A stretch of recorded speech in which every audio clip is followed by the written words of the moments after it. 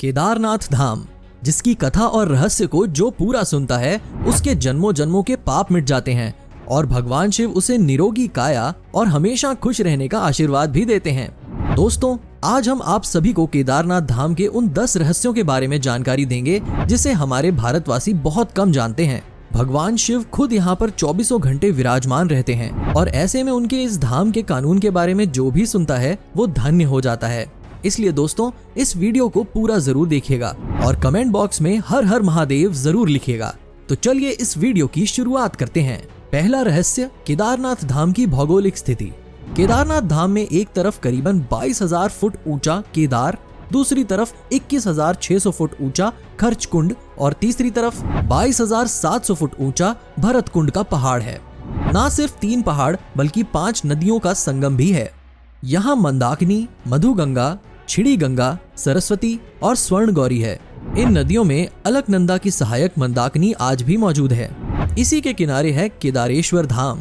यहाँ सर्दियों में भारी बर्फबारी और बारिश में जबरदस्त पानी रहता है। केदार घाटी में 2 पहाड़ हैं, नर और नारायण। विष्णु के 24वें अवतार में एक नर और नारायण ऋषि की यहाँ तपोभूमि है। दूसरी ओर बद्रीनाथ धाम है, जहाँ भगवान विष्णु विश्राम करते हैं।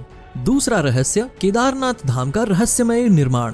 केदारनाथ मंदिर का निर्माण बड़े बड़े पत्थरों, चट्टानों, शिलाखंडों से किया गया है। इन शिलाखंडों को आपस में जोड़ने के लिए इंटरलॉकिंग तकनीक को अपनाया गया है, जिसमें कहीं भी सीमेंट इत्यादि का प्रयोग नहीं किया गया। अब इसमें सबसे बड़ा रोचक तथ्य और रहस्य ये है कि केदारनाथ धाम स्वयं समुद्र तल से 22,000 फीट की ऊंचाई पर स्थित है। इतनी अधिक ऊंचाई पर इतने विशाल शिलाखंडों को पहुंचाना, फिर वहां एक के ऊपर एक रख कर इंटरलॉकिंग करना किसी मानव के लिए सक्षम नहीं दिखता। आज तक ये रहस्य का खुलासा नहीं हो पाया कि आखिर इतनी भारी पत्थर को इतनी ऊंचाई पर लाकर तराश कर कैसे मंदिर की शक्ल दी गई होगी। खासकर ये विशालकाय छत कैसे खंभों पर रखी गई होगी। तीसरा रहस्य, इस मंदिर का निर्माण किसने और क्यों किया। ऐसा कहा जाता है कि इस मंदिर के निर्माण के पहले यहाँ पर एक दूसरा मंदिर हुआ करता था, जिसे पांडवों ने बनाया था, लेकिन वक्त के थपेड़ों की मार के चलते ये मंदिर विलुप्त हो गया। उसके बाद जगत गुरु आदि शंकराचार्य जी केदारनाथ आए और फिर उन्होंने इस मंदिर का निर्माण करवाया। इस मंदिर के पीछे ही उनकी समाधि है। इसका गर्भगृह अपेक्षाकृत प्राचीन है, जिसे 8वीं शताब्दी के लगभग का माना जाता है। पहले 10वीं शताब्दी में मालवा के राजा भोज द्वारा और फिर 13वीं शताब्दी में मंदिर का जीर्णोद्धार करवाया गया था। चौथा रहस्य, केदारनाथ शिवलिंग की स्थापना कैसे और क्यों हुई। जब महाभारत युद्ध के बाद पांडवों पर अपने भाइयों और सगे संबंधियों की हत्या का दोष लग गया था, तब भगवान श्री कृष्ण ने उन्हें भगवान शिव से क्षमा मांगने का सुझाव दिया था। लेकिन शिव जी पांडवों को क्षमा नहीं करना चाहते थे, इसलिए उन्होंने पांडवों की नजर में ना आने के लिए बैल यानी कि नंदी का रूप धारण कर लिया था और पहाड़ों में मौजूद मवेशियों में छिप गए थे। लेकिन गदाधारी भीम ने उन्हें देखते ही पहचान लिया। भगवान शिव के दर्शन पाने के लिए पांडवों ने एक योजना बनाई और भीम ने विशाल रूप धारण करके अपने दोनों पैर केदार पर्वत के दोनों ओर फैला दिए। सभी पशु भीम के पैर के नीचे से गुजर गए, लेकिन भैंस के रूप में भगवान शिव भीम के पैर के नीचे से नहीं निकले। तब भगवान शिव को पहचान कर भीम ने भैंसे को पकड़ना चाहा, पर धरती में समाने लगा। तब भीम ने भैंसे का पिछला भाग कस के पकड़ लिया। भगवान शिव ने पांडवों की भक्ति से प्रसन्न होकर उन्हें दर्शन देकर पाप मुक्त कर दिया। कहा जाता है कि तभी से भगवान शिव यहाँ भैंसे की पीठ की आकृति के रूप में पूजे जाते हैं। मान्यता है कि इस भैंसे का मुख नेपाल में भी निकला, जहाँ भगवान शिव की पूजा पशुपतिनाथ के रूप में भी की जाती है। 5वां रहस्य, केदारनाथ धाम और रामेश्वरम धाम का एक सीध में होना। दोस्तों, आपको जानकर आश्चर्य होगा कि केदारनाथ और रामेश्वरम मंदिर को एक सीध में बना हुआ माना जाता है।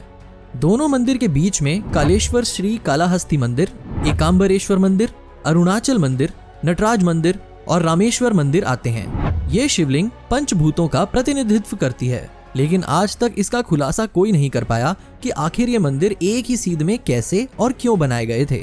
6वां रहस्य, आखिर केदारनाथ धाम 400 वर्षों तक क्यों और कैसे गायब हो गया।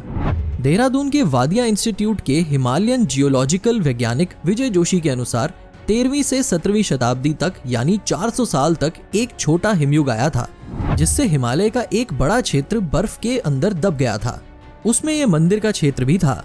वैज्ञानिकों के अनुसार मंदिर की दीवार और पत्थरों पर आज भी इसके निशान देखे जा सकते हैं। दरअसल केदारनाथ धाम का ये इलाका चौराबाड़ी ग्लेशियर का ही हिस्सा है।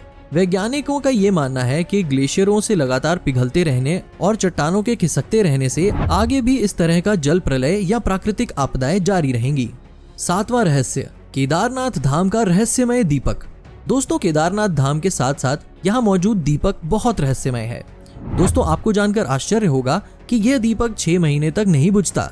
दीपावली महापर्व के दूसरे दिन शीत ऋतु में मंदिर के द्वार बंद कर दिए जाते हैं। 6 महीने तक मंदिर के अंदर दीपक जलता रहता है। पुरोहित सम्मान के साथ पट बंद करके भगवान के विग्रह एवं दंडी को 6 महीने तक पहाड़ के नीचे ऊठी मठ में ले जाते हैं। 6 माह के बाद मई में केदारनाथ के कपाट खुलते हैं। तब उत्तराखंड की यात्रा प्रारंभ होती है। 6 माह तक मंदिर और उसके आसपास कोई नहीं रहता, लेकिन आश्चर्य की बात यह है कि 6 माह तक दीपक भी जलता रहता है और निरंतर पूजा भी होती रहती है। कपाट खुलने के बाद यह भी आश्चर्य का विषय है कि वैसी की वैसी सफाई भी यहाँ मिलती है जैसे कि मंदिर को बंद करते वक्त छोड़ा गया था। 8वां रहस्य, आखिर क्यों और कैसे लुप्त हो जाएगा केदारनाथ धाम। पुराणों की भविष्यवाणी के अनुसार इस समूचे क्षेत्र के तीर्थ विलुप्त हो जाएंगे। माना जाता है कि जिस दिन नर और नारायण पर्वत आपस में मिल जाएंगे, बद्रीनाथ और केदारनाथ का मार्ग पूरी तरीके से बंद हो जाएगा और तब भक्त बद्रीनाथ और केदारनाथ के दर्शन नहीं कर पाएंगे। पुराणों के अनुसार वर्तमान में बद्रीनाथ धाम और केदारनाथ धाम लुप्त हो जाएंगे और वर्षों बाद भविष्य में भविष्य बद्री और भविष्य केदार नाम के नए तीर्थ का उद्गम होगा। 9वां रहस्य, केदारनाथ धाम में मौजूद भीमशिला का रहस्य। वर्ष 2013 में केदारनाथ में आई प्राकृतिक आपदा के बारे में कौन नहीं जानता। ये आपदा इतनी भीषण थी कि लगभग 1000 से ज्यादा भक्तों की मृत्यु हो गई थी। केदारनाथ जाने का मार्ग पूरी तरीके से तहस नहस हो गया था। लेकिन आश्चर्य की बात तो ये है कि मुख्य मंदिर को कुछ भी नुकसान नहीं पहुंचा। इसका कारण था बाढ़ के पानी में बहकर आया एक विशाल चट्टान, जिसे आज भी भीमशिला के नाम से जाना जाता है। 2013 में जब बाढ़ का पानी तेज गति से केदारनाथ धाम के मंदिर की तरफ बढ़ रहा था, तब उस पानी के साथ साथ विशालकाय चट्टान भी बहती हुई मंदिर तक आ गई और ठीक मंदिर के पीछे आकर रुक गई। बाढ़ का पानी उस चट्टान से टकराकर 2 भाग में बढ़ गया और मंदिर के दोनों ओर से निकल गया। इस कारण मंदिर को कुछ भी नुकसान नहीं हुआ था। ये चमत्कार ही था जिसे संपूर्ण विश्व ने देखा था। 10वां रहस्य, केदारनाथ धाम का रहस्यमय साधु और एक भक्त की सच्ची घटना। दोस्तों, वहां से कई सालों पहले एक आदमी केदारनाथ धाम में भगवान शिव के दर्शन करने आया। वो जिस वक्त आया उस वक्त केदारनाथ धाम के कपाट बंद होने वाले थे। उसने पुजारियों से भोलेनाथ के दर्शन करने की इच्छा जाहिर की, परंतु पंडितों ने यह बोलकर उसे मना कर दिया कि केदारनाथ धाम अब 6 महीने के लिए बंद कर दिया गया है। ये सुनते ही वो भक्त बहुत दुखी हो गया, परंतु उसने अपने मन में यह संकल्प कर लिया कि जब तक वो भोलेनाथ के दर्शन नहीं कर लेगा वो यहाँ से हिलेगा तक नहीं। वो भूखे प्यासे बर्फ के ऊपर बैठा रहा। रात हुई और थोड़ी देर के बाद एक साधु उसके पास आया और उसने कुछ खाने के लिए उस भक्त को दिया और फिर उस साधु ने उसके सर पर हाथ फेरा। ये करते ही उस भक्त को नींद आ गई। वो भक्त जैसे ही उठा तो देखा कि कुछ पंडित केदारनाथ मंदिर का दरवाजा खोल रहे हैं। ये देखते ही वो मंदिर की तरफ भागा और पंडितों से जाकर बोला कि आपने तो बोला था कि मंदिर के कपाट ठीक 6 महीने बाद खुलेंगे, लेकिन आपने तो एक ही दिन में इसे दोबारा खोल दिया। ये बात सुनते ही उस पंडित के होश उड़ गए। उस पंडित ने उस भक्त को गौर से देखा और कहा, तुम तो वही भक्त हो ना जो 6 महीने पहले आए थे और दर्शन करना चाहते थे। उस भक्त ने बोला कि हाँ, मैं वही हूँ, पर आपने तो कल ही मंदिर के दरवाजे बंद किए थे। ये 6 महीने के बाद आप क्यों बोल रहे हैं? पंडित ने पूछा कि मंदिर के दरवाजे बंद होने के बाद तुम्हारे साथ क्या हुआ था, पहले ये बताओ। उस भक्त ने जैसे ही उस साधु की बात कही कि एक अघोरी बाबा आए और उसने मुझे खाने के लिए फल दिया और फिर सर पर हाथ फेरा और मुझे नींद आ गई और जब मैं जागा तो देखा कि आप मंदिर का दरवाजा खोल रहे हैं। पंडित ये बात सुनते ही उस भक्त के चरणों में गिर पड़ा और कहा कि आप जैसे शिव भक्त को मैं समझ नहीं पाया। भगवान भोलेनाथ ने आपके लिए समय चक्र को 6 महीने के लिए पल भर में आगे कर दिया ताकि आपको तकलीफ ना हो। दोस्तों, ये घटना बिल्कुल सच्ची है। भोलेनाथ तो भोले हैं, वो भाव के भूखे हैं, चाहे देव हो या दानव। जिसने भी उन्हें मन से पूजा वे उसी के हो गए। दोस्तों, आशा करता हूँ कि आप सभी को ये वीडियो पसंद आया होगा। ऐसे ही और वीडियोस देखने के लिए इस वीडियो को लाइक, शेयर और चैनल पर नए हैं तो सब्सक्राइब जरूर कीजिए। मैं मिलता हूँ एक और नए वीडियो के साथ, तब तक के लिए जय भोलेनाथ।